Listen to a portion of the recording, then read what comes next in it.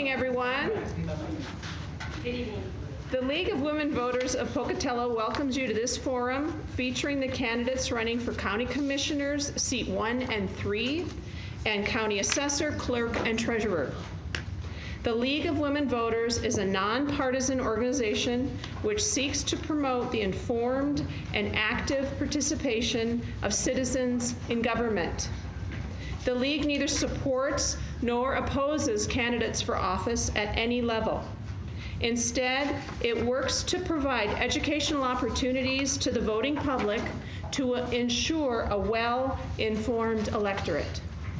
League is always open to new members, both men and women, and there are membership forms available should you be interested. League of Women Voters Pocatello is on Facebook.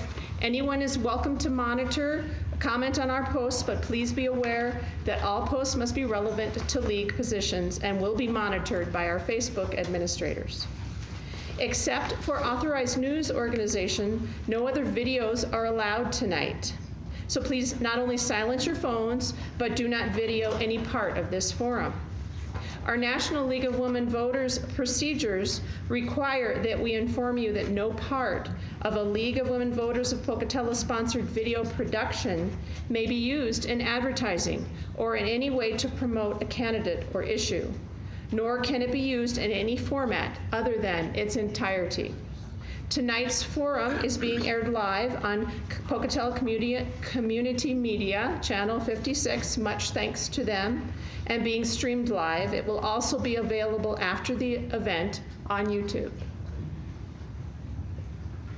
Our moderator tonight will be Margaret Gagno, who will introduce our panel and describe the format for tonight's forum. Thank you. Thank you all. With us this evening are the candidates for 5 contested races in Bannock County. And in the first hour, you'll get to know the candidates for commissioner seats in Districts 1 and 3. And you'll notice that the second candidate in District 3 is not here. He's arriving shortly.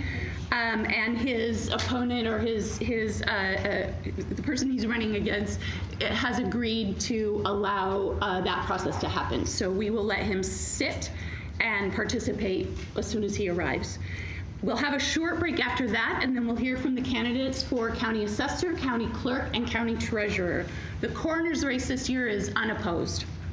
The process for this evening will be that each candidate will have 2 minutes. We'll go from my right to left to introduce themselves, their qualifications, and their preparation for the position they're seeking, the goals that they have.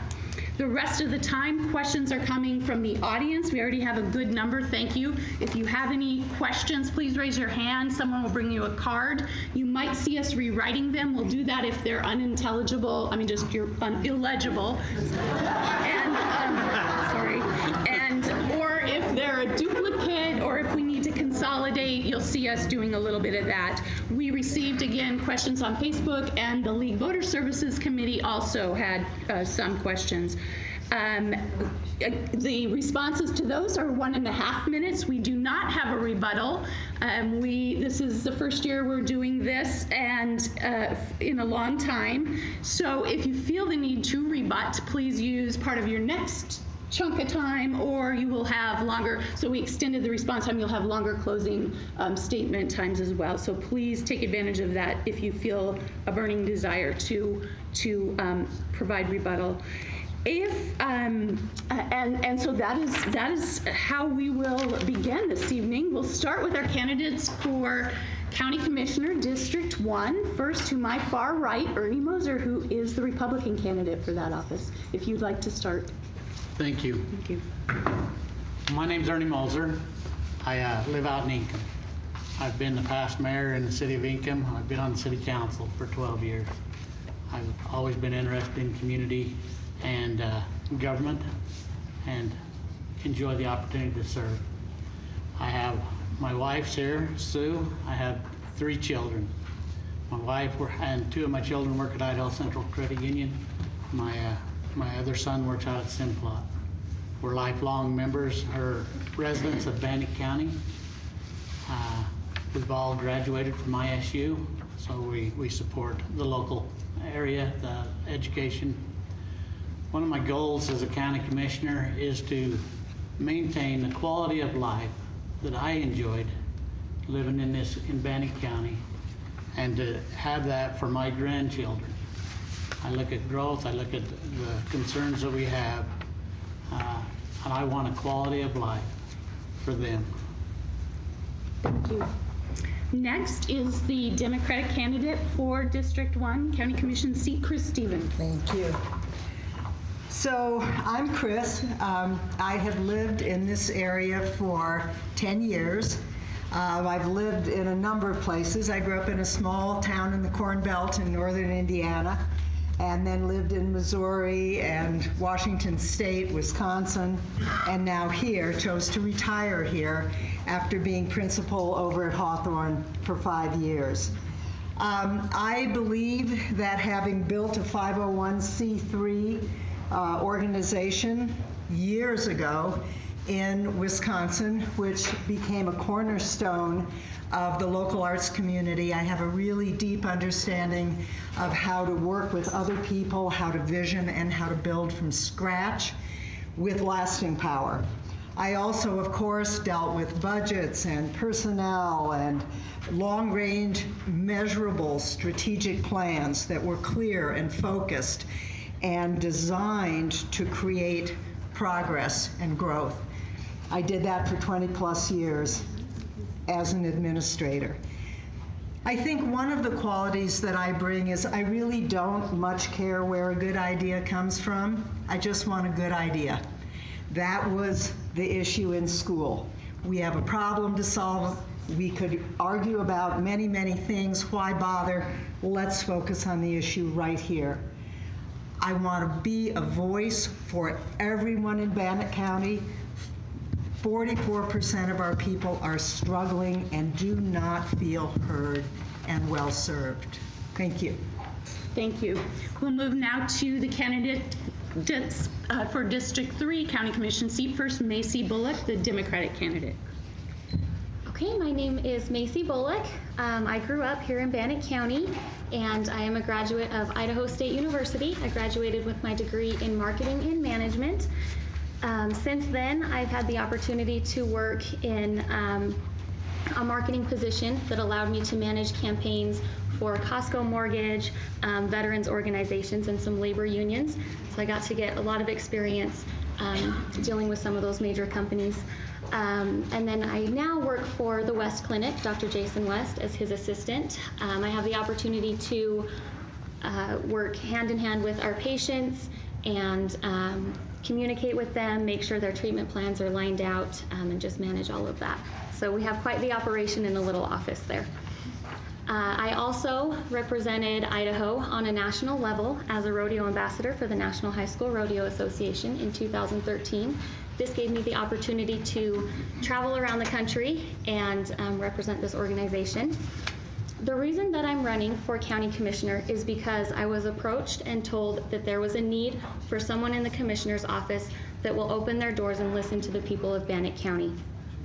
And so I believe that we need to really take a look at the budget and make sure that we're being responsible with the county's money. I also think it's very important that we're listening and treating the county employees fairly and making sure that they're taken care of. The next thing on my list is focusing on economic development, but more importantly, focusing on the infrastructure of our county and making sure that we can support economic growth in Pocatello as well as the other surrounding areas. And then the last thing on my list is creating a commission that listens to the people of Bannock County. The doors need to be open. We need to take in those opinions from the experts and make sure that we're making decisions for the betterment of the entire county. Thank you. Thank you. Well, so the process now is that we will alternate which candidate goes first, just again moving down the line. So this first question will go to Chris Stevens, and it is, if elected, what will your #1 priority be, and what changes or improvements in the county commission's functioning would you like to initiate? I think I would do exactly what I did in every new school that I set foot in, which is first go around, meet people, listen to people, talk to people. They're the experts at being in that building, and we have a number of highly qualified employees at the county level who do not always feel that they are listened to or respected. And I believe that people is the number one resource in any organization. If elected, the first priority would be to get a long-range strategic plan with measurable goals in place around job creation and around development, because I believe intelligent development, housing development can happen, but it has to happen in a very planned, clear, strategic way. Thank you. Ms. Bullock? Can you say the question Sure. one more time? Thank you. Yes. The question is, if elected, what will your number one priority be, and what changes, you can start the clock, and improvements in the county commission's functioning would you like to initiate? So the first thing that I want to do in office is to take a serious look at the county's budget. There have been some recent discrepancies in the budget. The county's currently over budget, and I think there's some things that we need to look at and revamp on the budget. I also think it's really important that, again, listening to the people of Bannock County and getting opinions of the people and what needs to be done in the county. I would also like to create some type of newsletter that comes out to the public that tells people what's going on in the commissioner's office on a weekly basis, and just creating transparency and making sure that we're all on the same page with what's going on in the county. Thank you. Mr. Moser? Thank you. One of the first things I'd like to see happen is an openness of the offices in Bannock County. As I've tried to find out what is going on, I look up and see what the commissioners are doing, and there's a little blip on the web page that says what they're doing, but I don't think that it's out there so that we know as county citizens exactly what's going on. I would like to meet with the mayors of all the cities. The Bannock County is incorporated to all of Bannock County.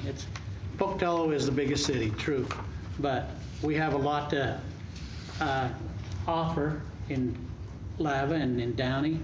The outside areas, Chubbuck, there's the expansion, Northgate, and everything that's going on out there. I think that we as citizens need to know more. I think that we need to talk about our jail and where it's at. I don't think that we as citizens have had enough information to know what's actually going on there. So that's one of the concerns that needs to be taken care of. Also, there's concerns with our landfill. Everybody gets or people get the paper and they see what's going on. There's things going on, but we as citizens don't know what the county is doing and what the commissioners are doing. Thank you. Thank you. So this next question will start with Ms. Bullock, and it is, how would you support the ongoing plans and efforts establishing a behavioral health crisis center? So I think that the Health Crisis Center is really important, a really important addition to Bannock County. I think that it's going to help in ways as far as keeping people out of jail who aren't necessarily committing crimes, and then rehabilitating them and getting them back into society. I think that that's really important. I think there are other steps that we need to take as far as decreasing crime rates in our community, and also decreasing the drug problem that's going on in our community. We have a pretty significant problem with drugs in our county, and I'd like to see that decreased, and I think the health center is going to help with that. So it's a step in the right direction. Thank you. Mr. Moser? Well, I'm excited to see what's already transpired there. I appreciate the legislature and the governor designating money to come to Bannock County. The commissioners right now are in a process of trying to get somebody over this behavioral center. And as Ms. Bullock says, we have people that are in our jails that shouldn't be in our jails. Let's give them the resources they need to help them. And I'm very positive with this, the direction that's going right now. Thank you. Ms. Stevens? I'm also excited about the fact that that this center will exist, and I think it needs the full support of the commission. However, it is a first step only. This is a 23-hour and 59-minute facility, which means that it is designed for people in immediate crisis. But it does not have the capacity within its walls to address the underlying causes for why that person is in crisis in the first place. So we're talking about needing, I believe, another layer of assistance. We do not in Idaho do a particularly good job in helping folks who have mental illnesses. We have a very high poverty level, which creates incredible stresses in people's lives. United Way says 44% of our county residents are essentially income constrained, having little or no discretionary income, barely making ends meet. So I believe that we need to, yes, support the crisis center, but we also need to start having open, honest conversations about what we do to address the root causes that put people in crisis in the first place. Thank you. Ms. Bullock? I already answered that. I'm so sorry. Whoever wrote these multiple river questions, I'm combining. I'm so sorry. Let me move on to this question. And you have to forgive me. We are now starting with Mr. Moser. And the question is, do you support the ballot measure to expand Medicaid in Idaho? And if it should pass, how would you support its implementation? And how would that affect the county budget? Well, if it passes, it will help the county budget. Indigent care, it will save the county money. There's no doubt about it. If it passes, yes, I'll support it as county commissioner. And then, what was the last? And the last part is, how would it affect the county budget? And how would it? Well, it would save the county money. Thank you. Ms. Stevens? Yes, it would save somewhere in the neighborhood of probably 1.8 million, which means that would not be charged to property taxes. So that would be a good thing in my book. In addition, in terms of it would also help if we have incarcerated folks who then have to go outside the justice system for medical treatment. Because we currently pay for that too. And once those people are outside the justice system, then at least some of them would also be helped by expanded Medicaid. In addition to that, it would open up all kinds of avenues for helping the very people I was talking about just a minute ago. People who have are in crisis due to mental illness, addiction, et cetera, et cetera. Those people would actually be able to get the ongoing, in-depth kind of treatment that they need in order to return to productive behavior and become productive parts of our society. So I am very much in favor of it. Because it is fiscally responsible, it will probably actually make the state money over the long run, will certainly save the county money, and at the same time it will help up to 61,000 working Idahoans, which is terrific. Thank you. Ms. Bullock? Okay. I support Medicaid expansion. I think that this is a really great thing to help close the gap. In Bannock County, we have approximately 20% of our population that lives under the poverty line, and it's going to give those people access to health care and the care that they need, and it's going to increase the overall well-being of the county. There is one concern that I do have with the Medicaid expansion bill is that it does come from federal funding, and so if that funding were to run out, we may run into some problems. And so I think it's also important that we support clinics like Health West that offer health care to people and then base the payment on their income. And so things like that are really important too. I think Medicaid expansion is one thing, but we also need to focus on other avenues of that. And then as far as the county goes, it's going to save us money on indigent costs and overall help the county budget. Thank you. Would you like me to read the question? Support Medicaid expansion. Up or Right. down? First of all, I'd like to apologize for being late. I had to drive from the Veterans Hospital in Las Vegas today, where we removed my father-in-law from life support, so it's been a very trying day. Medicaid expansion, it is a good, it's good to have coverage for everybody. We have an indigency budget. The main problem I worry about, and some of the concerns with the legislature is where the funding is going to come. Anytime you're moving a problem, it's the determination of who's going to pay for it. The county budgets are already levied at max, so it would be a general subsidy if they come in with any more unfunded programs.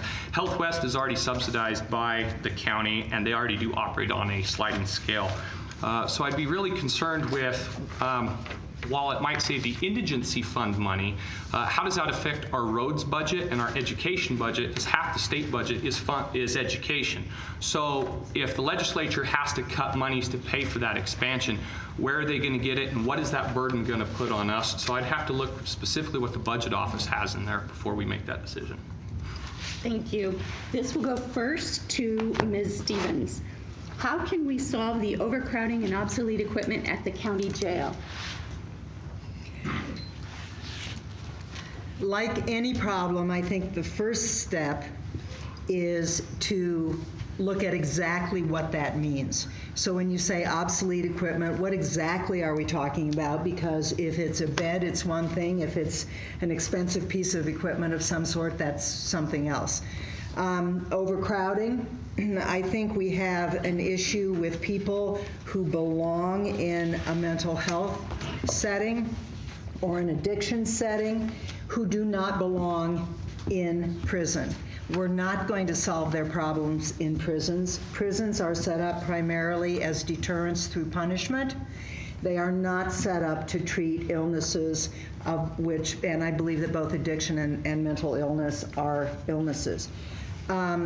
Obsolete equipment, one of the problems with our budget is that it's what I call an add-on budget. We need to have a strategic review of exactly what are our priority needs, and then we need to be taking the money that we have available and figuring out how to begin attacking those issues. Maybe not in one fiscal cycle, maybe over 5 fiscal cycles, but the problem is we do not at this point have a strategic budgeting process that would be recognized in the business world or frankly in any school district in which I've worked. Thank you. Ms. Bullock? All right. The overcrowding in the jail is definitely a major problem for our county. Right now they have 50+ inmates that they don't have room for. They're over capacity. And so I think that tackling this problem is huge because there's so many different aspects to the problem. So I agree with Chris in that we need to take this one step at a time. Really prioritize what they need now and what we can get to them now, and then creating a plan that helps them expand over time. Thank you. Mr. Tubby? In dealing with the jail issue, one, the crisis center, we've already put the RFP out. We have a public and private partnership that is in place that will help alleviate that. The old equipment, the county jail was never designed for as big a county as we're getting to be and what will continue to grow. We need to continue working with the U.S. Marshals. We have a plan in place. They have monies which they've indicated anywhere between $12 and $24 million to help us build a jail to help also alleviate their crowding issue as well. The big problem we run into is when we talk about funding is the Justice Fund is already maxed. So everything is being subsidized by the general fund. So there is no more money in the Justice Fund. So those dollars are being fought over then by Aid for Friends and other entities to spend that on. So it's a very difficult issue that way. And in reference of treating it like a business, it is extremely dangerous to treat government agencies or entities like a business, because how do you measure efficiency? How do you measure effectiveness? The big issue is we have a drug problem. We need to continue to address that problem. We need a crisis center. We need to continue to work on prevention, and we need to continue to make sure that as we go forward with the voters, we're open and transparent. Thank you. Mr. Moser? And I agree with the other candidates that have talked here. It's the people that are in the jails right now. What do we do with them? how do we help them, those that, like I say, that have mental illness, that have a drug addiction. I think that is the resource that we need to concentrate on. And then we've put it before the voters many times to come up with a bond to expand our jail and to take care of the problems. And that's where I talked about before is the communication lines and how we need to open them up so that the voters know what they're voting for, that they are the ones that would say, okay, spend the money to do this. Money, we don't have that tree out there that just we can pick money off of. And there's only so many tax dollars out there. And so these are tough decisions that, I mean, we sit up here for a minute and want to encourage everybody and talk to everybody, but it's tough to come up with a conclusive decision of how we actually can do it without sitting down as a commission and then getting out in the community and talking about it. So I think that's a resource that we need to emphasize is let the citizens help us. Thank you. This next question will go first to Ms. Bullock. There's concern about the county having legal means to protect the groundwater, and the river has extremely dirty water, Portneuf River. What could the county do to help clean up the river, and how can the county ensure clean and safe drinking water for all residents? So as far as the Portneuf River goes, there's actually a movement in place right now headed by Hannah Stinger. They are cleaning up the river, pulling out all of the waste. They've got excavators down there, and they're really trying to clean up the river. And so I think that's really great. They're going to put in some boat access to the river so that it can be used as a recreational area as well. And I think one thing that we need to look at is where the contaminants is coming from. A lot of the contaminants is coming from south and floating into town. And so we need to look at, what's contaminating our water. Are there livestock that are wreaking havoc on the river? And I don't want to pull any of the rights away from the farmers or the agriculture industry, but I think it's really important that we look into that and see where that contaminants is coming from. And then as far as drinking water in Bannock County, there is some contaminants coming from septic systems, and so we need to look into that and make sure that we have ordinances in place that protect our groundwater and our drinking water. Thank you. Mr. Tubby. To address this issue, it's actually been a hot button item with the commission. For this next year's budget, we put over $2 million into remediation and cleanup. We brought in some of the biggest remediation companies in the West to actually handle that. It's a TCE contamination issue is actually what they're dealing with. It was identified in 1993, and in the past commissions, it has not been a priority to deal with it. So now we've decided that it needs to be dealt with. Our waters need to be fishable, drinkable, and swimmable, as mandated by NEPA and DEQ. We've worked extensively with DEQ to do that. In reference to the septic issues, the biggest problem is we have legacy systems that are a culprit, and nobody wants to address that. We want to talk about environmental issues and how do we protect it, but we don't want to talk about those legacy systems need to be sewered. We need an improvement district. We need voters to go and look at that and say, is this something that's important in that Johnny Creek area and other stuff? We've had different subdivisions that have done a level 2 nitrate study. It's cost tens of thousands of dollars and taken 6 months to complete. More regulation is a dangerous thing because we already have a housing crisis. We need to be careful of that. To protect those waters, we want to fix the offenders, as we already have new regulations that are enforced by the state for the DEQ dealing with septic systems. Thank you. Mr. Moser? Well, I think that a big part of that, we do need to protect our waters. There's no doubt about it. A big part of that, though, is like Northgate. We have a development that is organized, and instead of spots here and there where we've had people build in the past, we need to be organized in where we're building and what we're doing so that we have community wells or we have a community sewer system or septic system, that it's not just one here and one there. And right now the city of Income's taken their discharge from their sewer out of the river. They've been working on that for a while now. It is a process that takes some time to go through all the regulations and everything else that are already out there. One group's telling you you can't do this, and the next group's telling you you can, and to go from government organization to government organization and go through all the different regulations that are there is tough. When I was on the city council there in Ingham, I mean, we had the DEQ out there. We tried and we thought we were in the right direction, and then we went door to door and talked to everybody in Ingham to get their approval. My time's up, but it's that's what we need to do is have organization. Thank you, Ms. Stevens. So here in Pocatello and Chubbuck, of course, we live right on top of the water we drink, which makes it paramount that we take really good care of what we're putting into the ground, because what we put into the ground due to the porous nature of our aquifer means that essentially whatever we put on the ground ends up in the groundwater, give or take. I believe that the commission can really help a collaborative effort among all the small municipalities, among farmers, and among citizens. A lot of the Portneuf River problem is coming from Marsh Creek.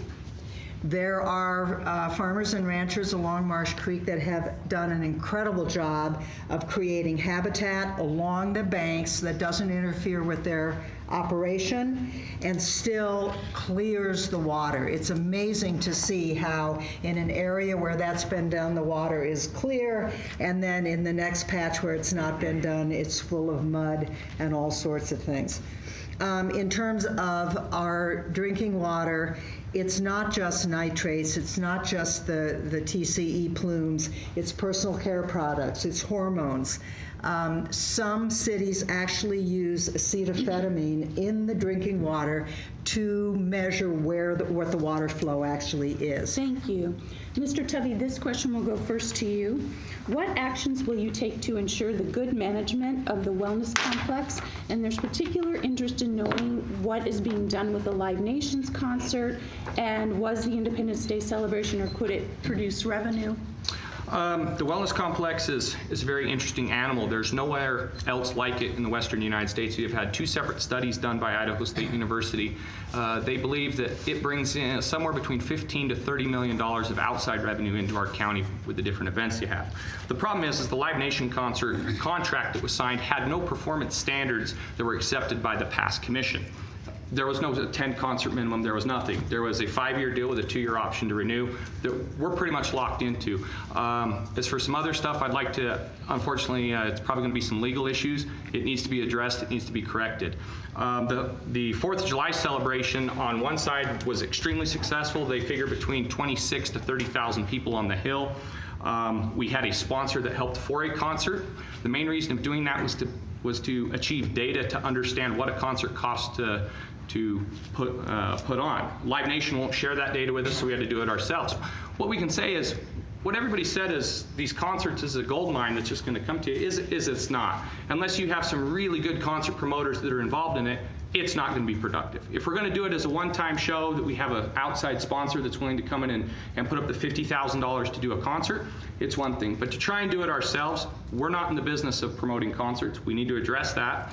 And as Commissioner Bullock always says, the Kenism when dealing with the wellness complex is it's like changing the motor oil on a car going 65 miles an hour down the freeway.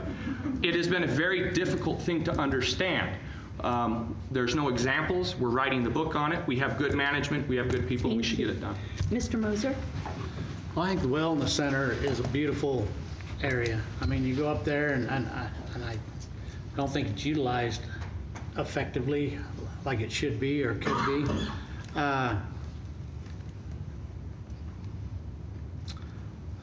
The budgeting of it, I think we need to go back and look at the contracts that are there. I don't think that due diligence was given on the contracts. We need to go back and almost start all over and say, what's our goal? What direction do we want to go? Where are we gonna, how are we as citizens of Bannock County gonna take this gift that was given to us and actually make it productive? everybody that I've ever seen go up there and tells me how beautiful it is, what a great resource it is. But it's another one of them hidden secrets. And we need to have the community and the citizens be involved with improving it. Thank you, Ms. Stevens. Well, first of all, we need to have financial oversight. There should not be money mysteriously missing from a county facility. That should not have happened. That is poor oversight, in my view.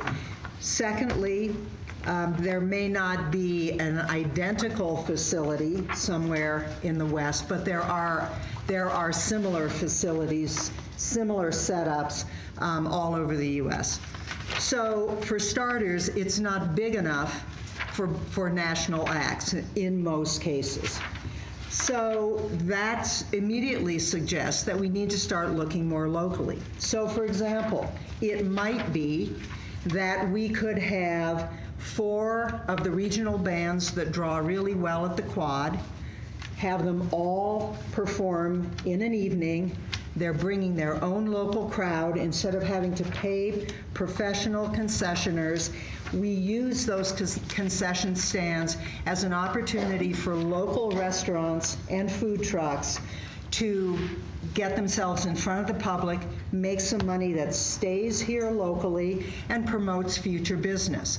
So I think that we have not really been terribly creative in looking at that facility and figuring out what it could be if we had some vision. And I think that I agree with Ernie in that sense that we're really talking about going back and revisioning. Ms. Bullock? All right. So I think the wellness complex is a beautiful facility that was given to Bannock County. And now we have this problem of we can't get the events in there that we want to get in there. We can't get the attendance to the events that we need to make money on this complex. And the expenses of maintaining it are just draining the budget dry. And so we're hindered by, of course, the contracts that were signed. And then also the county lacks experience, and someone who's experienced enough to put on these events, contract these events, and get artists in. And then also, the oversight for the wellness complex. Obviously, there's a problem there. There's missing funds, which are not accounted for, so that's a major issue. One idea that actually has not been brought up yet is to sell the wellness complex to an entity that knows what they're doing, knows how to do it, and then the county can tax it, and we can get that income. So rather than having the wellness complex drain the budget and suck the county dry, I think we need to look at other options and possibly selling that. I would like a. Thank you very much. I would like a follow-up on that. The next question will go first to Mr. Moser. We don't have rebuttals. There's actually Mr. correct Tubby. facts that have been And so stated I'm that are going to ask completely you to incorrect. stay in order. Okay. Thank you very much. There is concern about the county's dipping into financial reserves and an $11 million increase of budget, according to the question writer. What is your experience with large budgets, personnel issues, managing a large entity, and what would you do if you discovered some waste of taxpayer dollars? Okay, along that line, I'll go back to the wellness center. And I know we have a county employee that has been put on leave, but I know this young man, and he's a good man. So I would just want to go on record that he is a good man. I don't know where the funds are or what's actually gone on there, but I know that the individual that was in charge of it, he's a good man. I just want to go on record saying that. And then this other line, I realize that our budget is larger than it has been in the past, but there's things that have not taken place, the maintenance of buildings and different things that we need to now do. I'm not going to badmouth past commissioners, but they went to retire. And we need commissioners that are not there to retire, but to make the tough decisions. And sometimes the budget raises, or you go into the fund that is emergency funds to bring us up to where we should be. So that's where we're at. Thank you. Ms. Stevens? Well, of course, there are going to be moments in time when you dip into reserves because you need to for some reason. But it can't be, well, this year it's for this reason, and then next year it's for that reason, and so forth. There has to be a strategic budgeting process in place where you begin with a strategic review of the previous year's budget. You look at where you were over, where you were under, try to discern the underlying causes.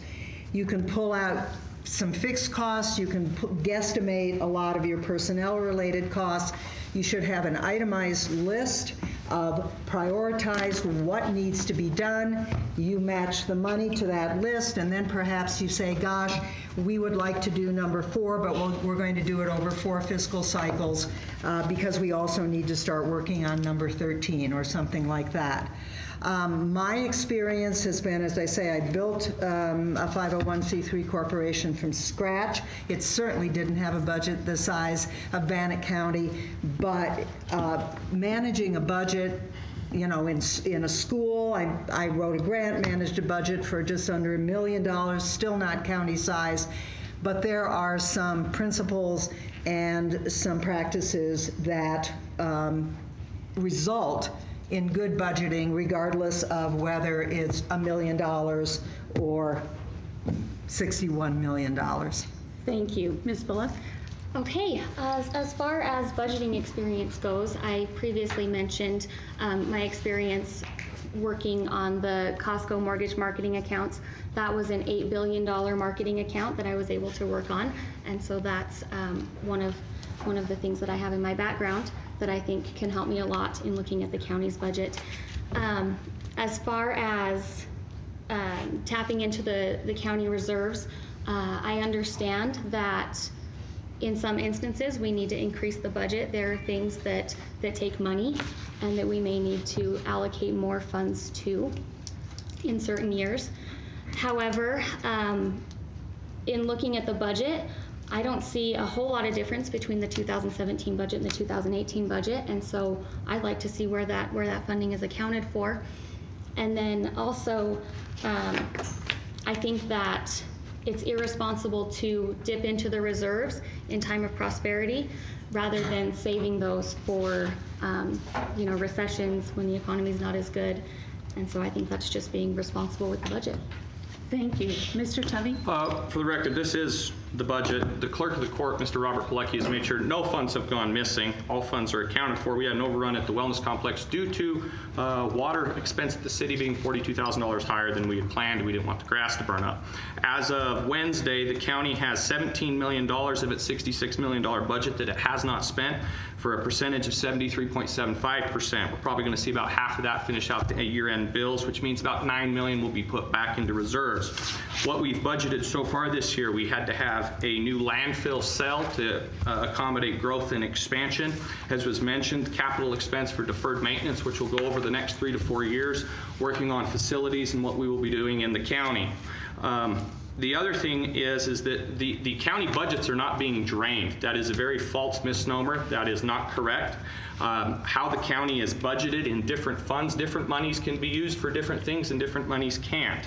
We do a very extensive budget review that is led by the clerk of the court that starts usually around April, and we go through every year and we do that. Now that we have 1 year of data as the commission coming in, can go back now and make those changes. We've made the process better. We're working at it. We have brought a very conservative approach to the budget, and that's why we have the revenue left.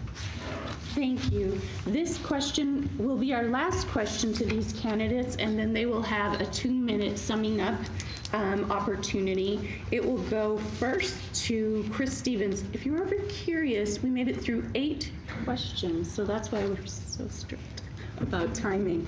But Chris, the question is, the cities of Chubbuck and Pocatello offer curbside recycling. Should the county participate in promoting recycling? How will you ensure this happens, if so? Well, I think it's always difficult. I think Ernie said earlier, until you're in the thick of it, it's hard to pronounce a specific solution because A, you don't know what all the pieces of the problem are. So should we encourage recycling? Yes, of course we should. It would help a multitude of problems. Filling up the landfill is not the least of which. So of course, yes, we should be looking into that. Exactly how I would do it, I'm not going to sit here and tell you that, because it would be an uninformed solution based on lack of facts, lack of study, and I don't make decisions like that. I define the problem, and then I bring in people who actually know and are experts in the area where the problem is, gather a lot of information, listen to a variety of views, look at if there is science available or not available, technology information available, not available, and then make a considered decision. So I can't say how I would ensure that our recycling program in the county would function. Thank you. Ms. Bullock? All right. I think that recycling is extremely important, and I think that it is a really good way to keep a lot of the trash that gets thrown away out of the landfill, and just, conserving our resources is really important. As far as informing the county about different recycling options, I think it's really important just to get the message out there. A lot of people don't even know that they can get a recycling bin from the city of Pocatello at no extra charge. They already pay for it with their garbage disposal. So I think just getting the word out there and encouraging people is really important. Thank you. Mr. Tubby? If we can, to reduce the landfill, by all means, but the problem is that while there isn't a direct cost that you pay for on your bill, there is a cost in the tonnage and what you pay for every month in your water and sewer and garbage bills to the cities of Pocatello and Chubbuck. That's where the voters would have to decide, is it worth that subsidy to do that? Some of the big things that you could help in reducing a lot of it is your biomass. We do have a gas generator. We brought another one online, and we're actually looking at a different means of doing another biomass generator that would actually burn off a lot of the materials and the high energy efficient stuff. Again, it's really what the taxpayers are wanting to pay for. Thank you. Mr. Moser? Well, actually, I'd like to see an independent contractor do that rather than the county be responsible for it. We're talking about how the budget is and everything else, and are you going to bring in another department?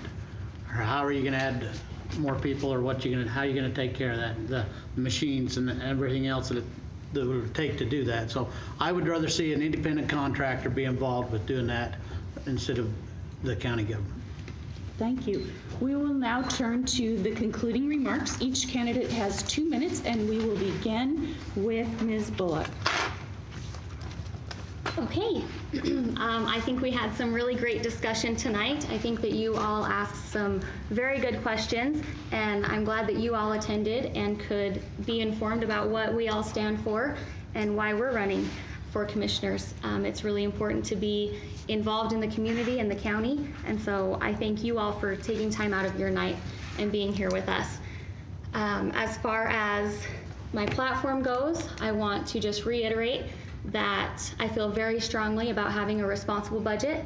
I think it's very important that we take care of the county employees. I want to focus on the county's infrastructure and economic development, and also creating a commission that listens to the people of Bannock County, and a commission that listens to the experts that we bring in, because their opinions are so important in making decisions.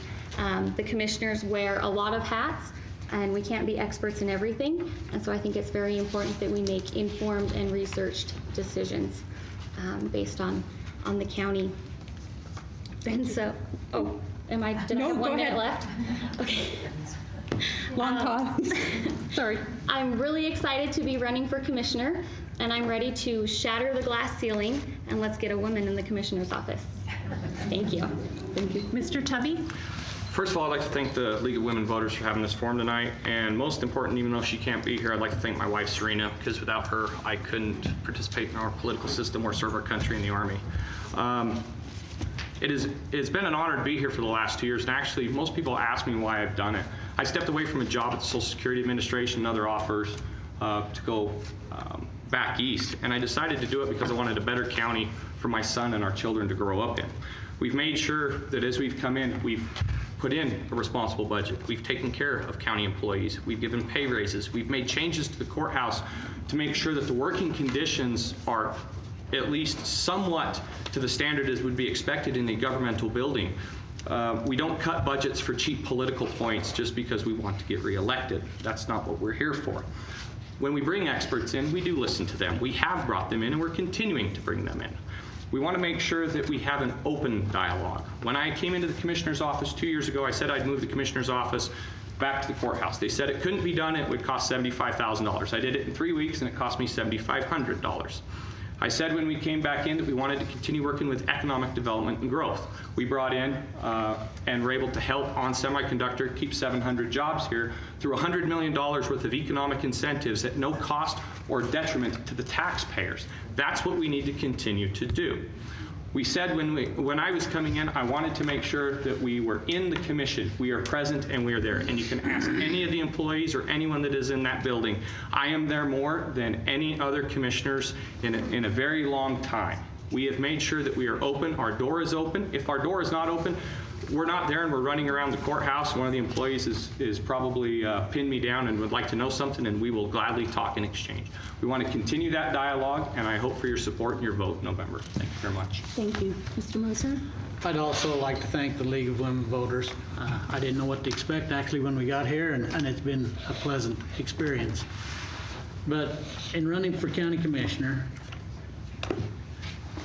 the experience that I have as mayor, and our budget in the city of Ingham was stable. We didn't spend money that we didn't need to spend, and we made each department responsible. And I think that needs to happen in Bannock County. When you talk about a budget, it's not just the commissioners, it's not just the clerk of the court, but it's every department and what's going on there. The key thing, and it's been said, is our employees. There's a lot of them here. And why are you here? Because you're interested in what's going on in your jobs.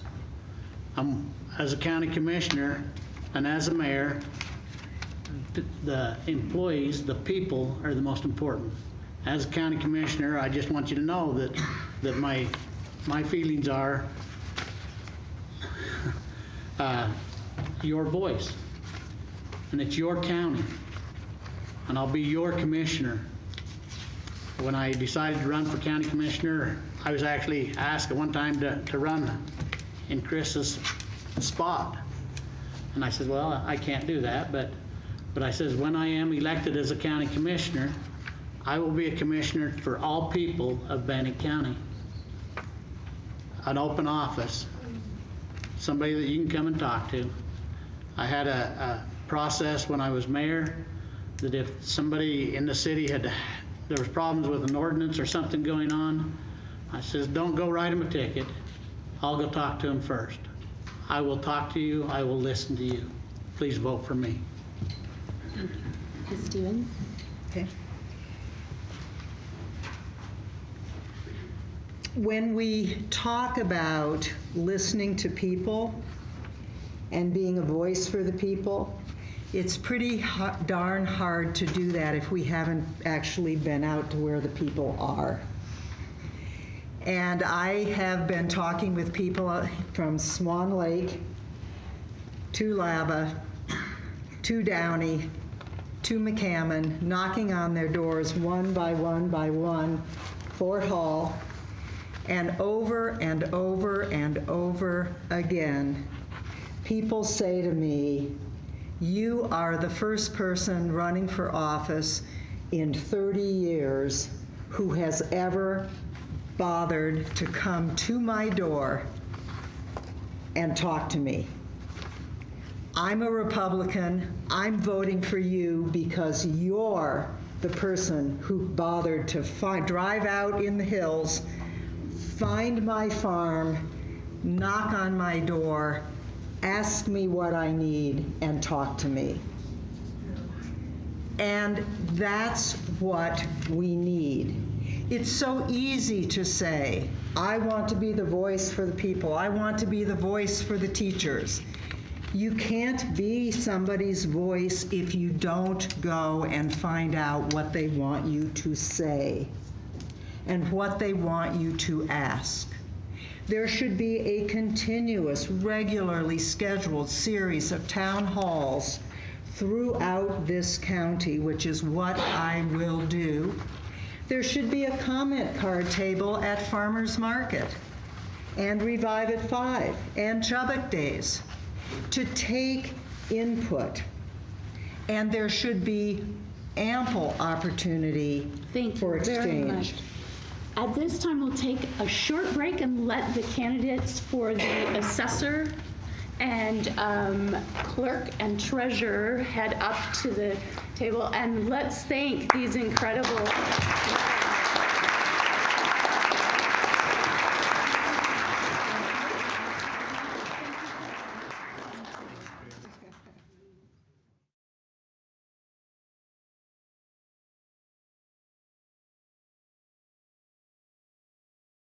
County Assessor's Office to my far right, County Clerk surrounding me, and County Treasurer to my far left. And each one will take 2 minutes and introduce themselves, and we will begin at my very far right with Sherry Davies, the Republican candidate for County Assessor. Thank you. I am Sherry Davies, and I am grateful to be invited to be here tonight, and I would like to thank the League of Women Voters for giving us all this opportunity. I am a native Idahoan. I was born in Rexburg, and I have lived most of my life in Pocatello. And I think my husband's back in here. Anyway, I would like to thank my husband for his support, without which I could not be here tonight. We have 3 beautiful children. They are all grown, and I have grandchildren. I have been a real estate agent in Pocatello for almost 26 years. And I have loved my career. I have spent 9 years in leadership. I have served as the Pocatello president 2 times. I have served as the vice president. And I have really great skills in negotiation. I have great leadership skills, and I was asked to run for this position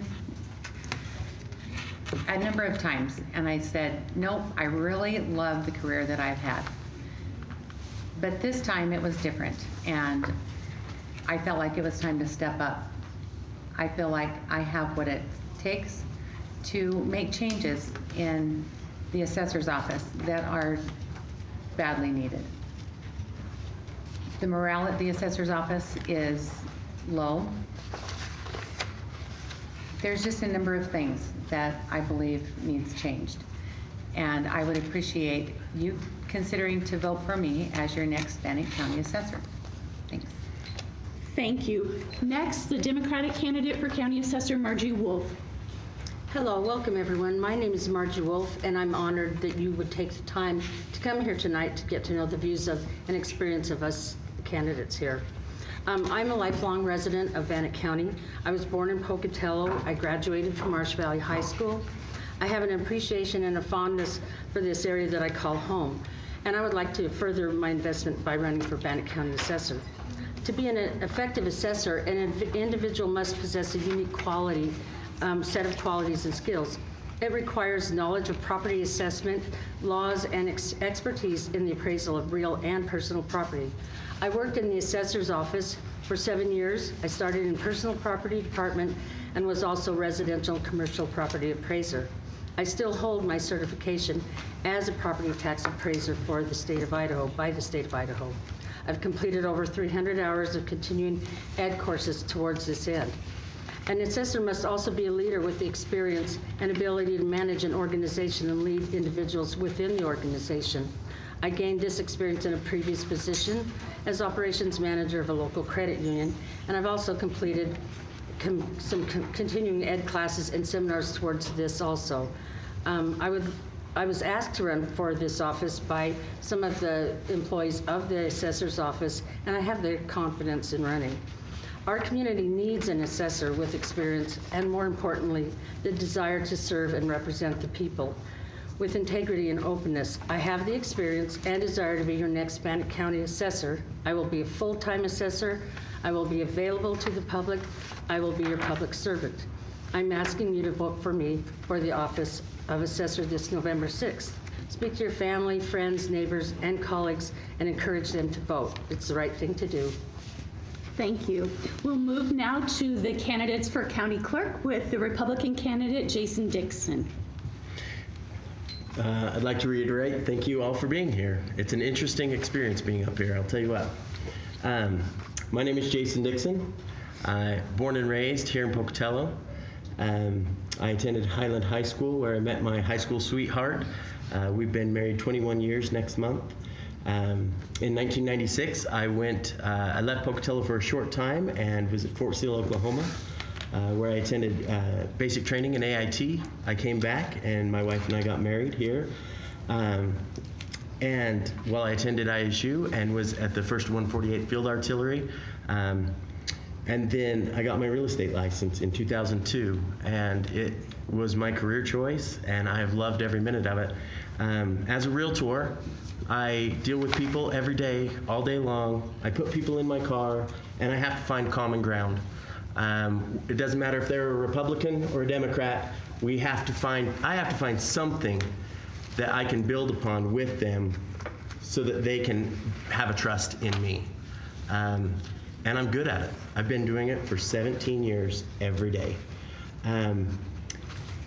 You have to have a patience and kindness when people come to you with issues. When you're negotiating with a buyer or seller is no different than when a disgruntled employee comes to you, you have to fix the problem. When a disgruntled citizen comes to you, you have to be able to smartly fix the problem and listen without being angry. And I can do that. That's what I do every day, all day long. And I'll leave it at that for now. Thank you. Next, we have the Democratic candidate for county clerk, Sean Fay. Well, I think this is a pretty common theme, but thank you. I really do appreciate the League of Women Voters putting this on. I believe that democratic participation is vital, and having an informed citizenry really does reinforce what we need to do in this country to make sure that things happen. The clerk is responsible for the elections process, in case you didn't know. But I really do appreciate everyone's time today, and thank you, Margaret, for moderating. So a little bit about me. I also was born and raised in Pocatello. I went to Pocatello High School, where I was a state debate champion and policy debate. I went on to graduate and go to ISU, where I received a political science degree. I then worked at a small environmental remediation firm called Sundance Consulting. You may know it. They process a lot of documents for the Army Corps of Engineers. Then I went on to Idaho State University, where I was hired as an analyst. I'm pretty good with numbers, just so you know. I see you smiling. And now I'm in the public administration program, where I have a 4.0. I'm 27 credits in. I'm 3 classes away from graduating with that. So I've developed a great education to understand how public organizations work, particularly when it comes to budgeting and how to manage personnel. I guess what you're probably going to ask yourself tonight is, why should I vote for Sean Fay? And here's what I'm going to tell you you're going to get if you vote for me. You're going to get a clerk that's going to fight for your voting rights, regardless of your political affiliation. You're going to get a clerk that will put a responsible budget forward and make sure that our services are covered and that we're also balancing the needs of the taxpayers' money wisely. And finally, you're going to get a clerk who has the education and experience to do the job well. Just as a reminder, if you tune out right now on TV, early voting starts on the 24th. I encourage you to go down to the Bannock County Courthouse and vote. Thank you. I'm Sean Fay, and I would appreciate your support. Thank you. Next, the 2 candidates for county treasurer. First, Jennifer Clark, the Democratic candidate. I, too, would like to thank the League of Women Voters for having this event this evening and all of you for coming and having an interest in this election this year. I am proudly running for the office of Bannock County Treasurer. I have worked in the office for many years under 3 different treasurers. This time has given me the opportunity to learn all of the functions of how our office runs. The last few years I have spent learning the more specific duties of the job. I have been involved in the billing of the taxes. This is quite a process with many steps and many departments involved. It is a huge responsibility And without the knowledge and experience that I have had, it would be very difficult. I have also been involved in the budget process for our office. I am involved in investing the funds for Bannock County in a safe and secure manner. I've gained a really good working relationship with the financial institutions, as well as our outside auditor who manages everything we do and audits it.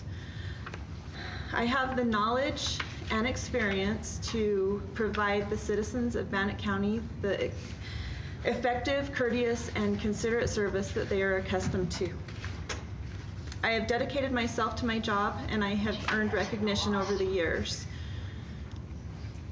I have worked my way up to Senior Deputy Treasurer, which has given me the invaluable first-hand knowledge of the operations of this office, as well as the functions and responsibilities of other departments in the county.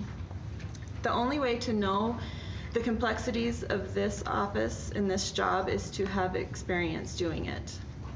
We are going to have a new clerk, treasurer, assessor, and one new commissioner for sure this year. It is imperative that someone with working knowledge within the county is one of your new elected officials. Thank you. And our final introduction for the evening, the Republican candidate for County Treasurer, Dan Rainey. Thank you. And thank everyone for being here tonight. Again, my name is Dan Rainey. I'm a sixth-generation Idahoan. I came to Pocatello in 1993 to come to ISU. I got my degree in finance. And additionally, I've been in the U.S. Army Reserve. As part of my military education, I have graduate level education in leadership. Also, I'm a veteran. 2 times I've served in Iraq. And the big reason why I'm running to be your county treasurer is that I feel strongly that our taxpayer dollars need to be safe and secure. My experience is very important there as well. The Army Reserve put their trust in me to be an auditor of their defense travel system. I audited travel requests for 7,500 personnel. Additionally, the Army Reserve put their trust in me for accountability of $26 million of government equipment. Also, the biggest trust that the parents of 315 personnel put in me, the safety of their daughters and sons. And so, because I'm driven for success in this position, I went and spoke with the treasurers of Bingham, Bonneville, Twin Falls, Canyon, and Kootenai County. And from those meetings, I determined that I wanted to focus on 3 things. First, the security of our investments and our tax collections. Second, that we do the right thing according to Idaho Code, do the honorable thing by following the Idaho Code in relation to those tax investments and collections in the public administration. Last is I will focus on leadership. And with that leadership is the reason that I think that you should vote for me. Thank you. Thank you. This process will be a little different. We have 3 different offices, so we'll have office-specific questions that the other candidates will not be allowed to respond to. And so we'll start on we'll do that after this first question. So the assessors will answer assessor questions, etc. And each candidate will have 1.5 minutes to respond. Again, we alternate who goes first. And if you're in the audience and have a question for the candidates of all 3 offices or any one of the 3, just raise your hand. We'll bring a card around to you, let you write your question down, and we'll get those back up here. So to kick us off, we will start with Margie Wolf. And the question goes to everyone, this first question. What are the office for which you're running's top 3 needs, and what steps would you take to address those concerns? Top 3 needs. Well, the assessor's office, we need to add personnel to the Department of Motor Vehicle. They're understaffed. That drastically needs to happen, and there is money in the budget to do that. We also need to bring our commercial appraisal system back to our own office and back to our county. It's currently outsourced to someone that doesn't even live in our county. at quite an increase in cost to the taxpayers. Thirdly, I don't know if there's too much more that is a big issue. There are some inequities right now in values across Bannock County due to the outside appraisal system and lack of indexing, so that is something that we do need to fix. And what was the second part of the question? What steps would you take to address those concerns? Okay, well, pretty much you just said that I would hire more for the Department of Motor Vehicle. We would return our commercial department back to our office, and when we would work on getting our property valuation in check. We're just not equitable, fair and equitable across Bannock County, and I can make that happen. Thank you. Mr. Dixon? I think as far as the clerk's position, we need to have a work environment for employees that is upbeat and happy, so that we have efficient workers. I mean, it's a simple idea that happy workers do better work.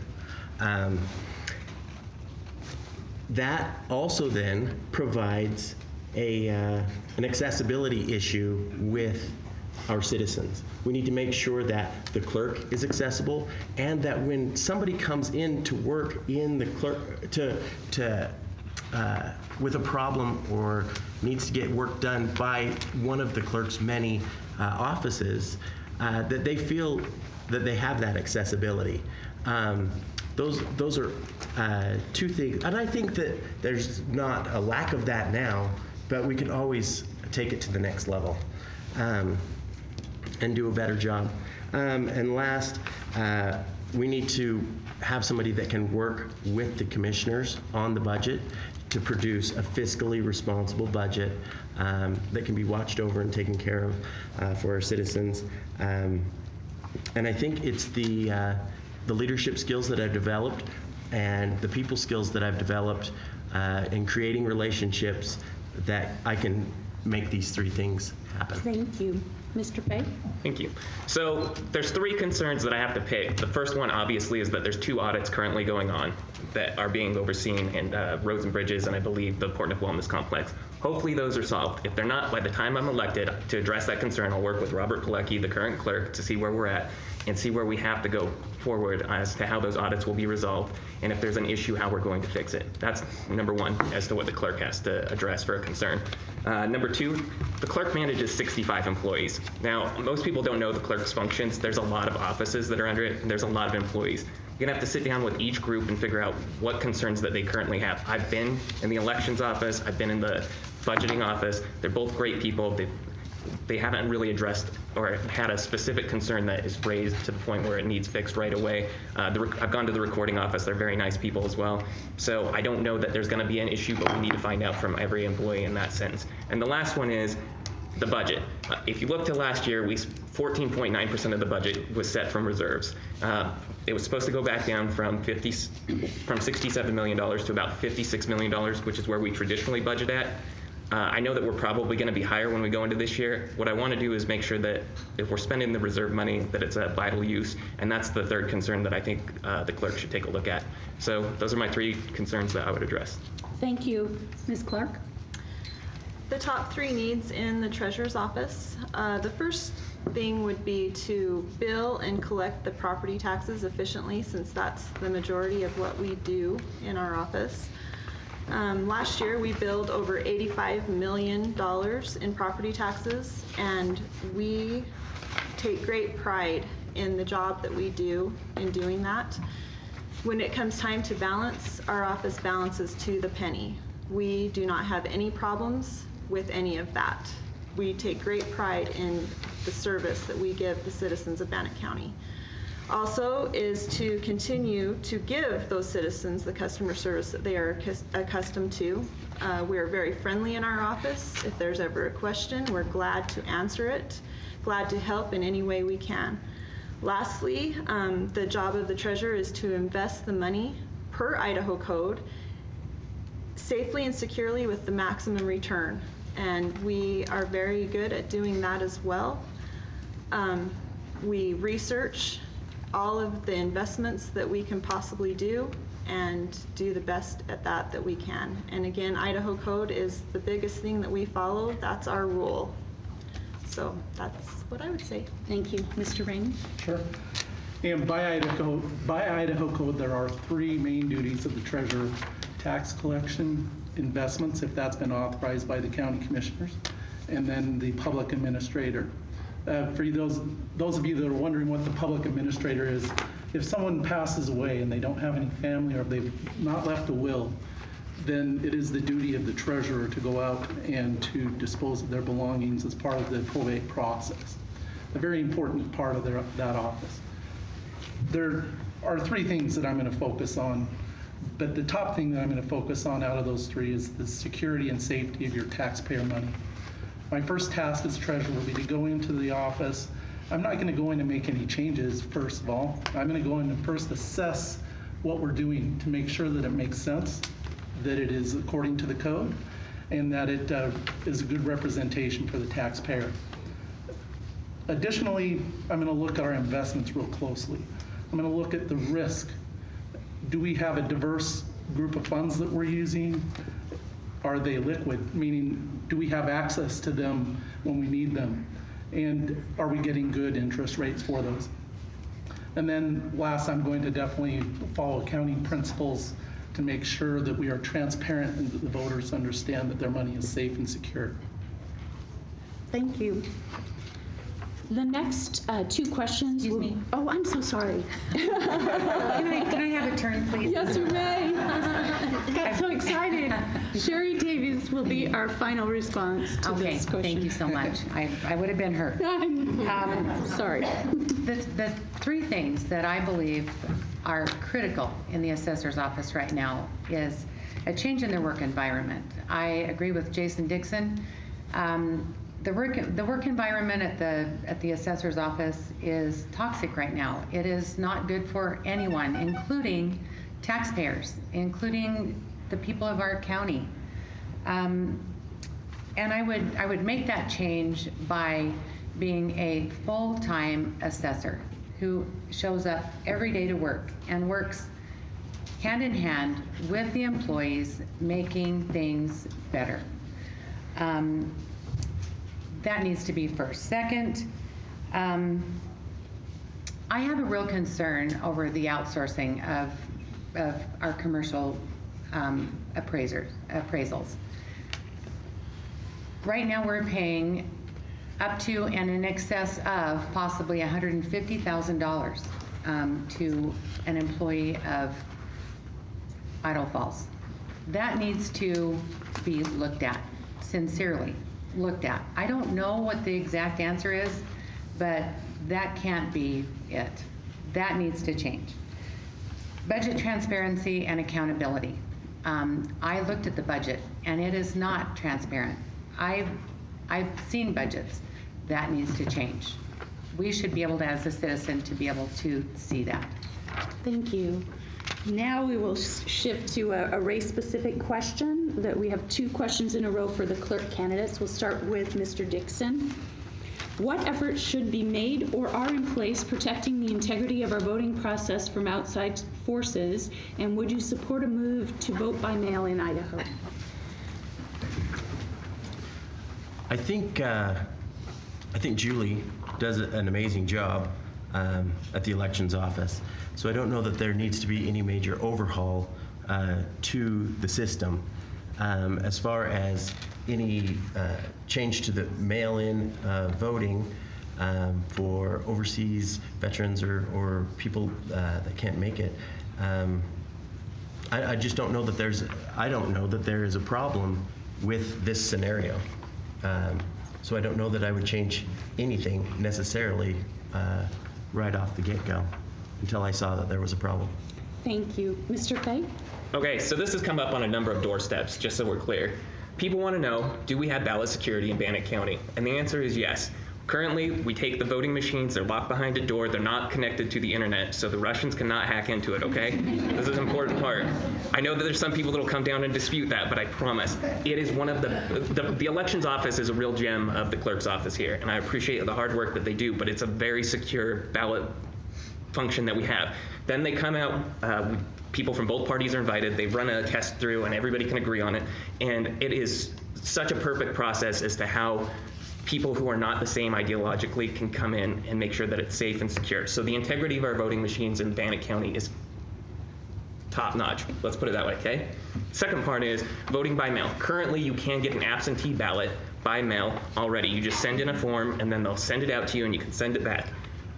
I believe the question is actually, would I expand it so that it would mail out to people? And the answer is, at this point, no. I like the early voting system for how it works, where you can come in and we have ballot security when you come down to the courthouse. If you request one to get mailed out to you, that's fine. If the voters want to expand it so that everybody can get one by mail, I'm fine with that. I know in particular Swan Valley does not want theirs mailed. They want to have their party every year. I'm not going to mail it out to them. So I know that you're all looking at me like, what? But the answer is we have great ballot security, and if you want a ballot by mail, go ahead and send in for it. Thank you. Thank you. This next question also to county clerk candidates will go first to Mr. Fay. And it's regarding the breadth and the depth of the responsibilities of the county clerk and who supervises them. Could you speak a little bit to your experience with large budgets, personnel issues, managing a large entity, auditing experience, given the concerns about the county's revenues and reserves? Okay, well, that's a big question for a minute and a half, so let's try and pack this in. There are a lot of functions in the county, okay? I love elections. In case you haven't noticed, I've worked on 7 of them locally. I love that function of the job. As far as my experience, I told you I'm going to have a public administration degree. I've taken financial issue or fiscal issues in public organizations. I can break down a CAFR that shows your income, your revenues, and your expenses. I know that I sound really eccentric. I may be one of the biggest number dorks you'll ever meet when it comes to this, but like I know what's going on when it comes to a budget, okay? As far as auditing, essentially you prepare, review, and report is the basic breakdown of it. You look at the generally accepted auditing standards and compare that. It's normally a 10-step process. So I can audit if it comes down to it. We got it covered, okay?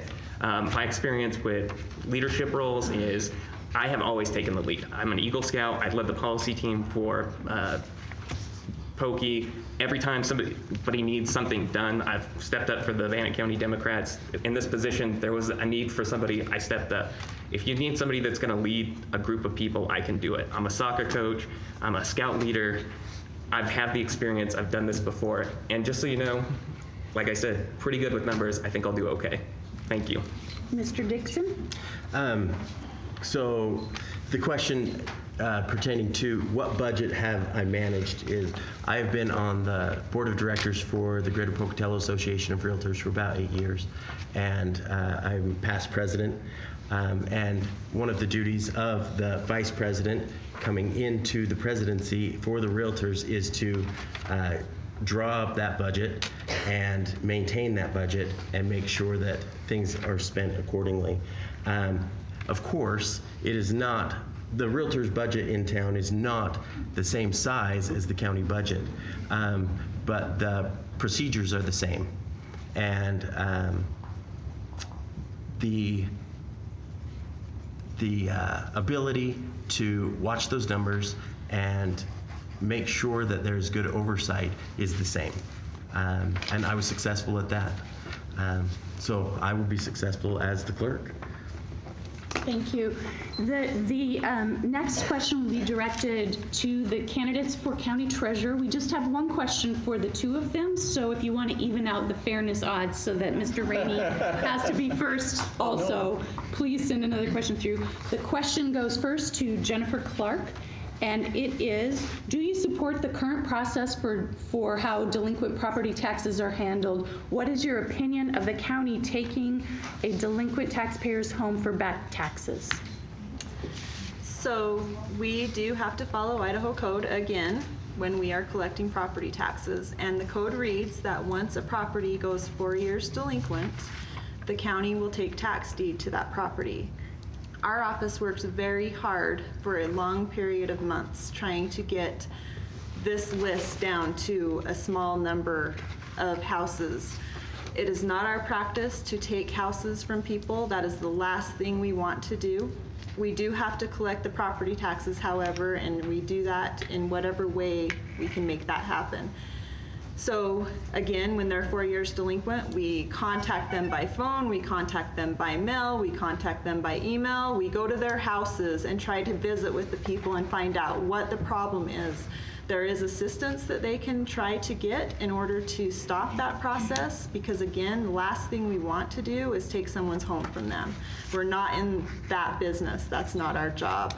We're just doing our job by trying to collect the property taxes. So in the event that it does get tax deed, then the commissioners will hold a sale at what time the property can be sold. But again, we try everything in our power to stop that and not have that happen.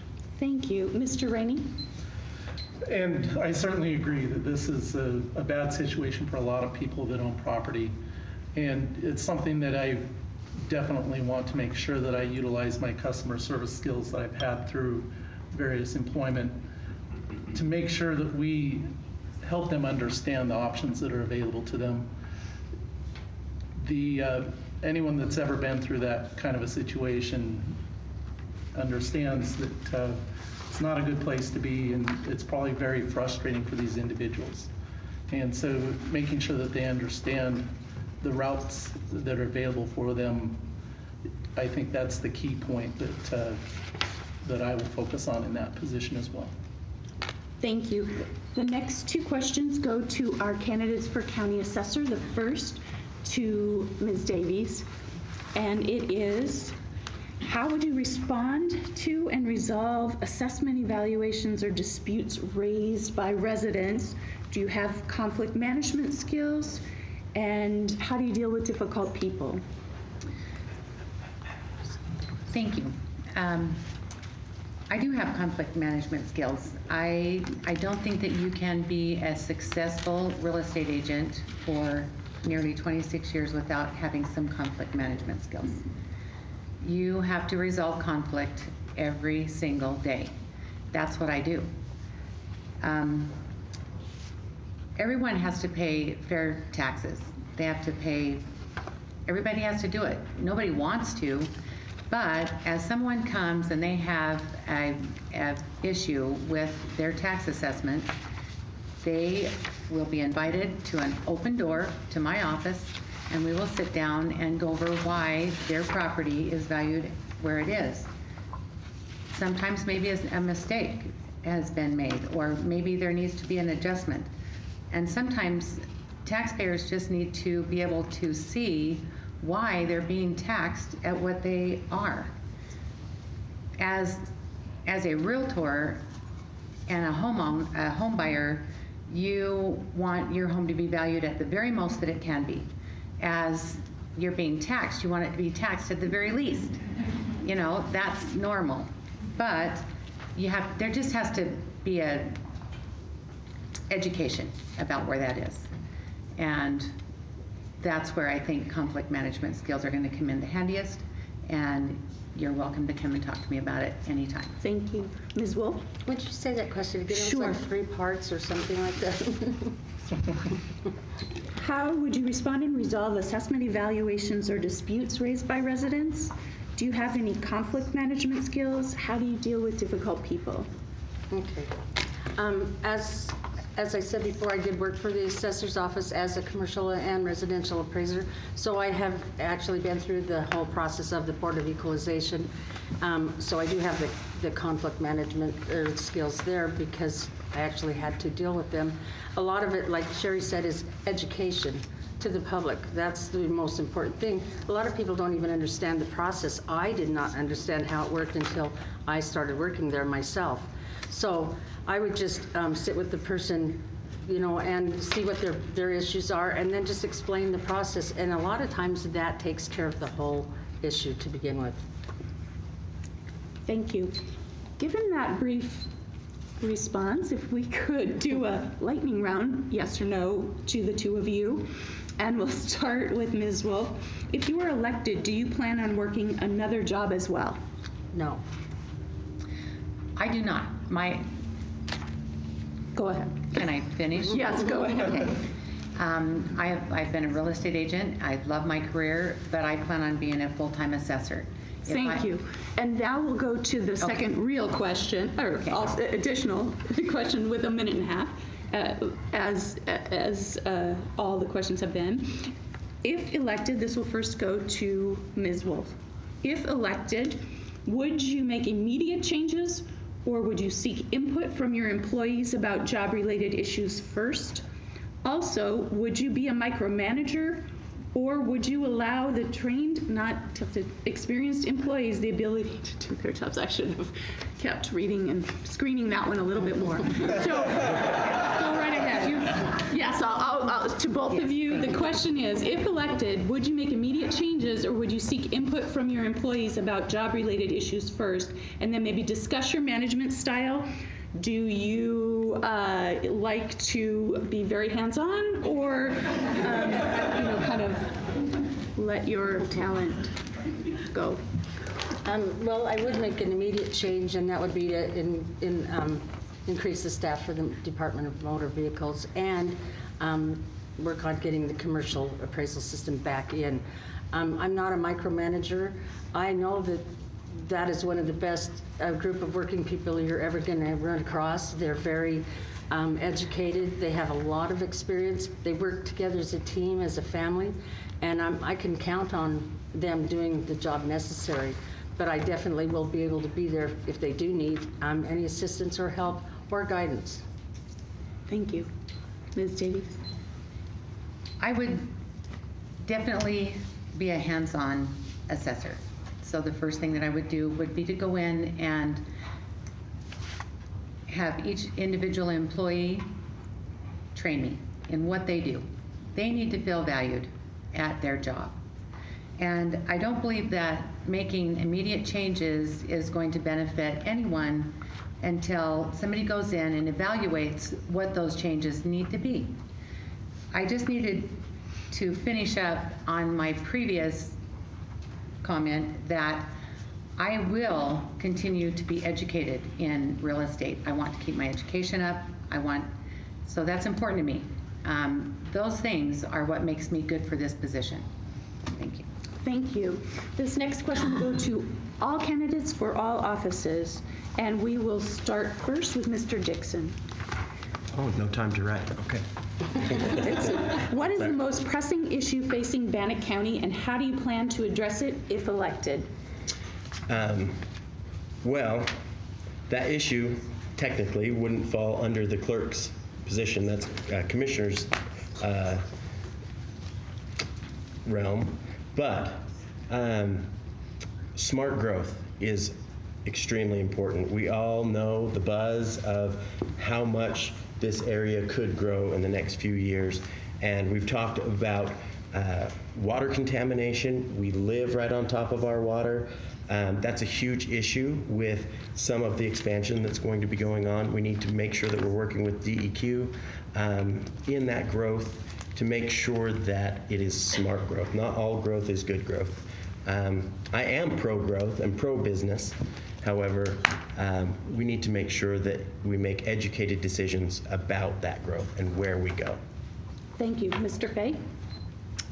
Well, the most pressing issue for me right now is whether we're going to maintain our voting rights. And I know that that seems like an odd one for most of you, but that really is why I got into this race. The one thing that I said, honestly, I didn't have to go up and go to the Bannock County Democrats meeting to run, but what pushed me to this position for the clerk itself is that they determine when early voting starts.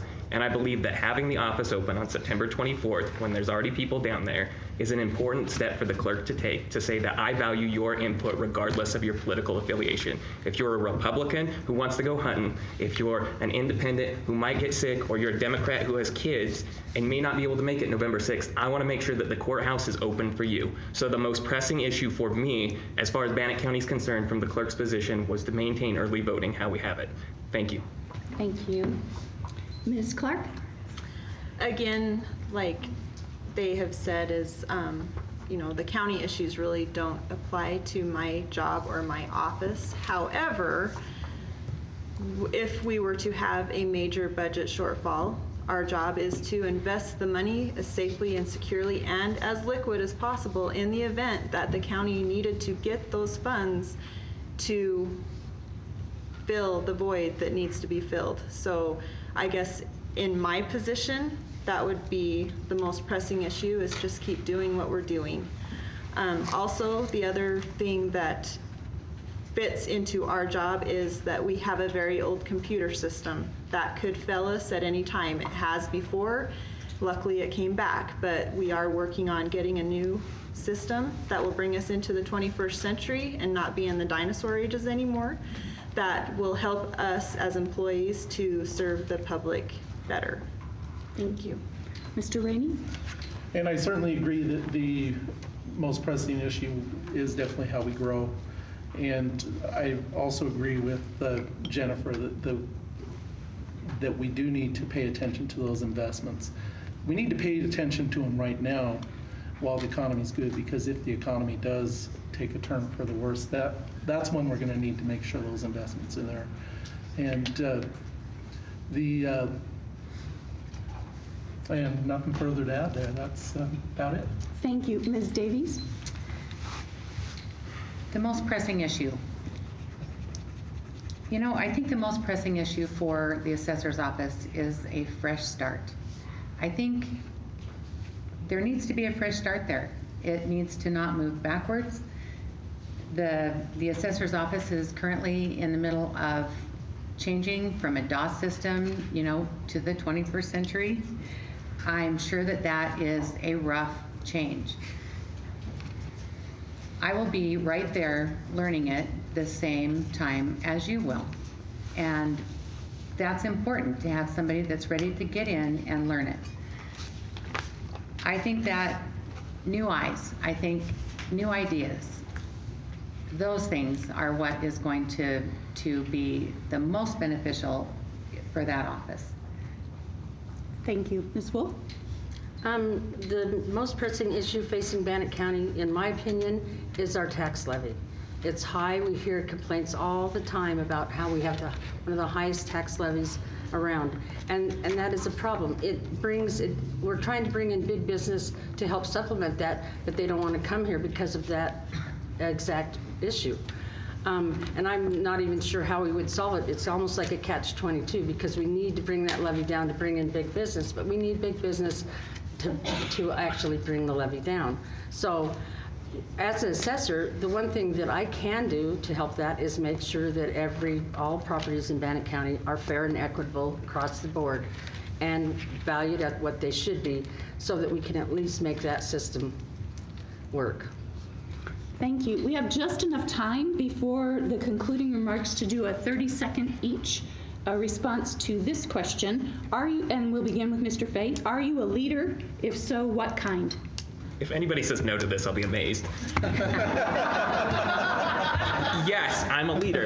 And the person that I am is I'm the one who will pick up the flag when it gets dropped. If somebody needs something, I'll be there to do it because we needed it done.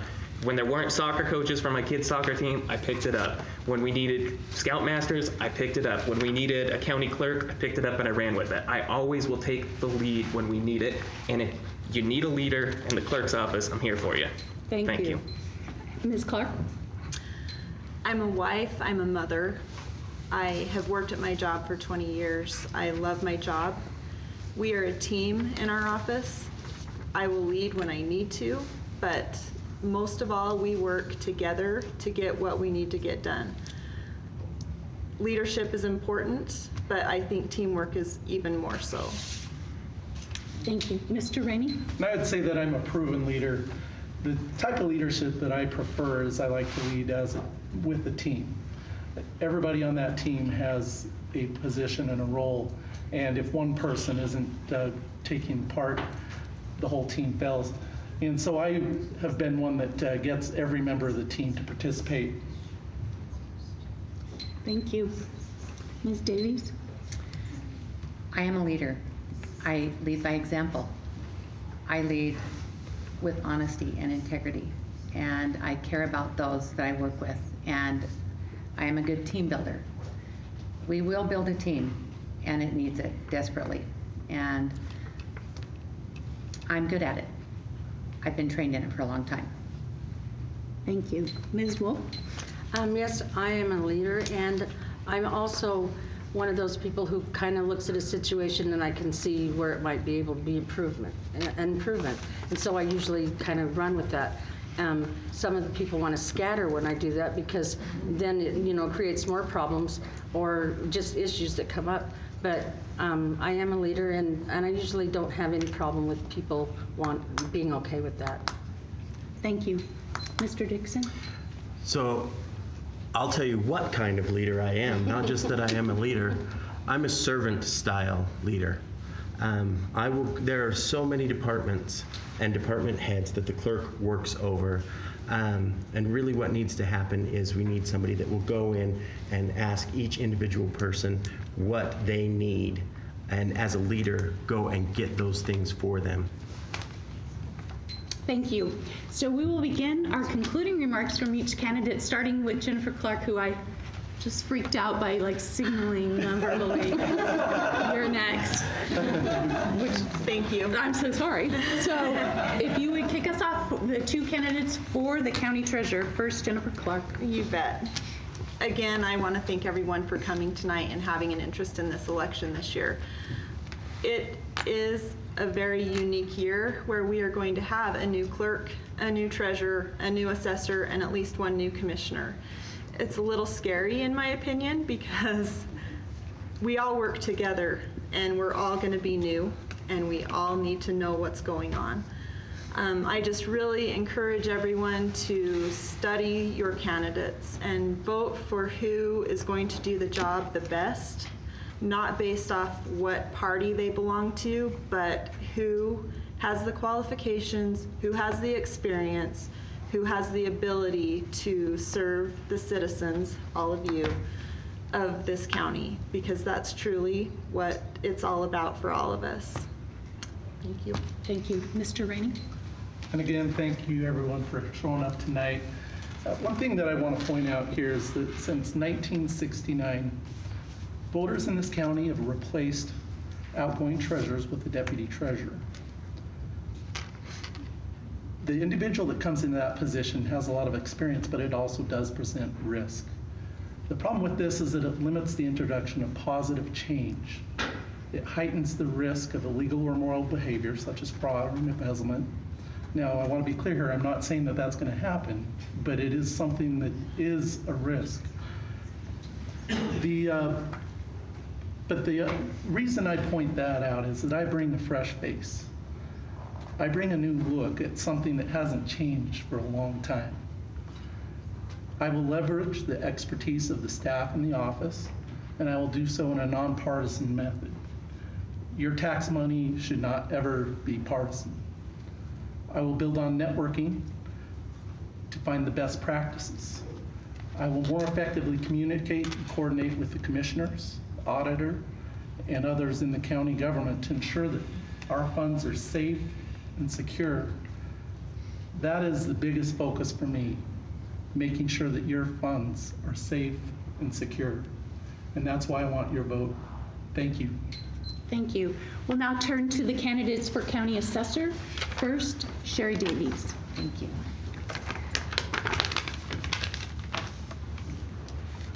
I want to be your next Bannock County assessor, not because I'm unhappy with where I'm at now, because I have loved the career that I've had for the last 25 years, almost 26.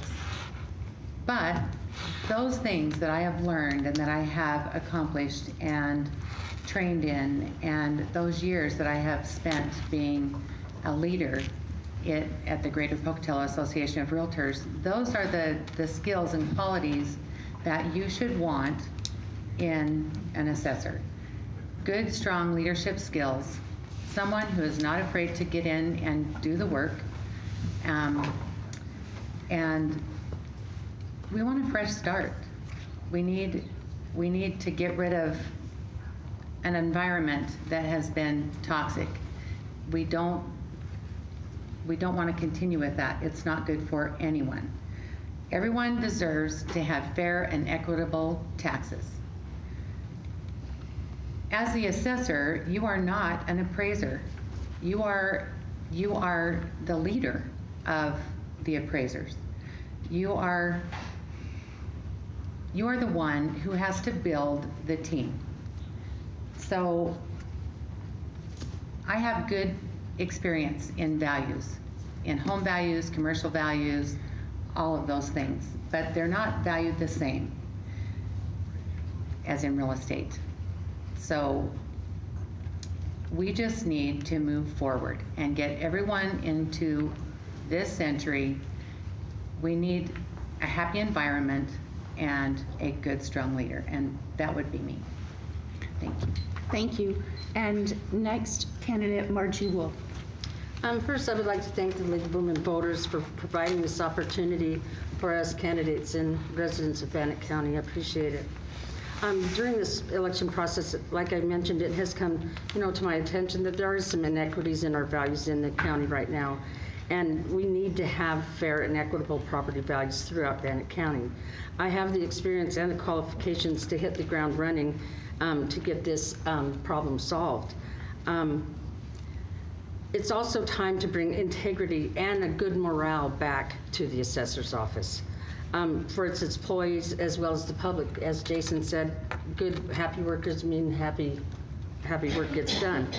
The biggest asset of the assessor's office is the personnel, and they're very exceptional at what they do.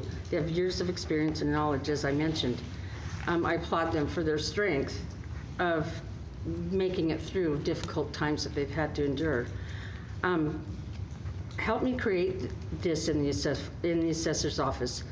We need an office we can be proud of, an office that provides highest quality of service and fair and equitable property values throughout Bannock County.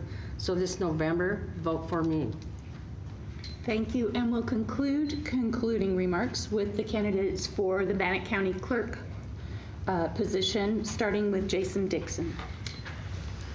Thank you all for coming, and let's get done and go home, I guess.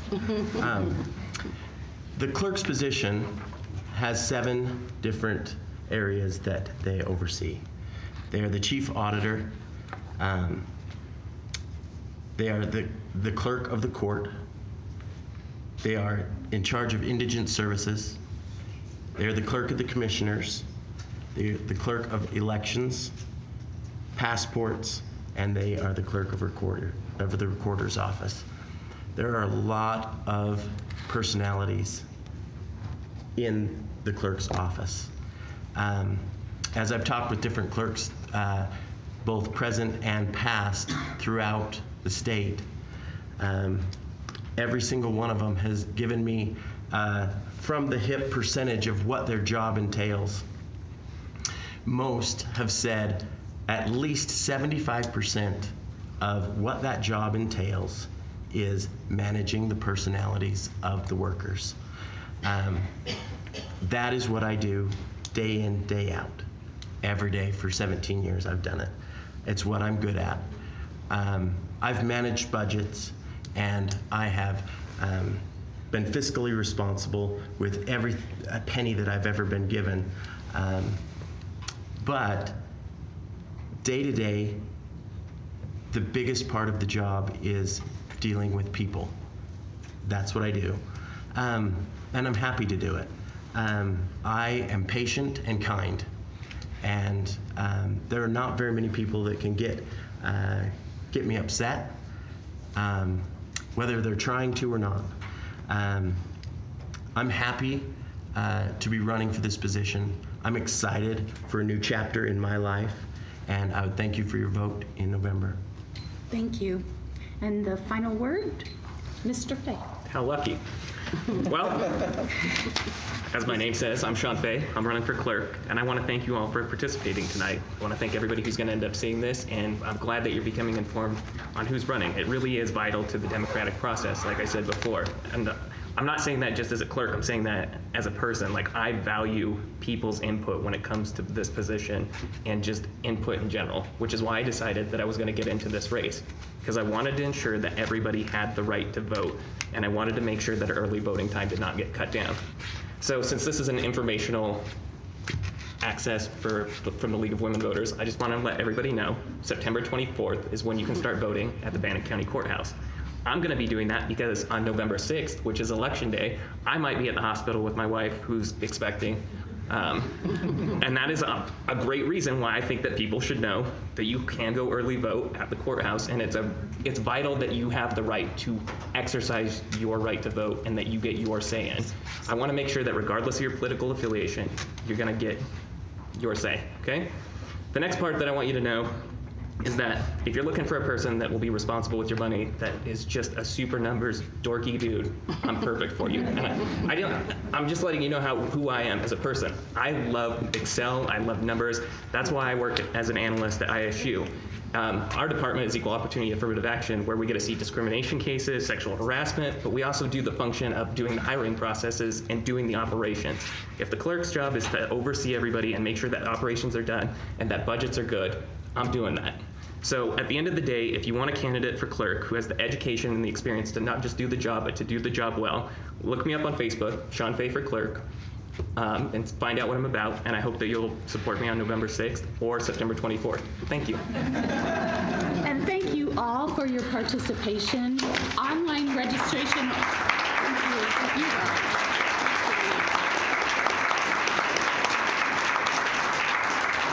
Though Sean or Mr. Bay has stolen my thunder, I will tell you a little bit more.